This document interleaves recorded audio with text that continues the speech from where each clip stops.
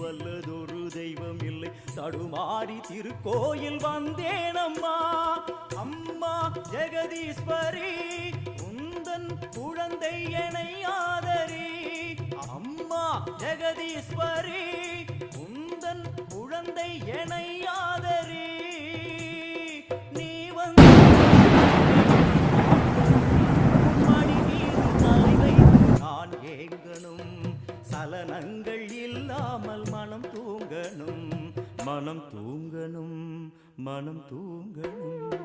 எங்களுக்கு குறையும் உண்டு, அதனை நான் அழுது சொல்லலாமா? என் தாயும் நீ இருக்க உந்தன் செல்ல மகன் பாடலா?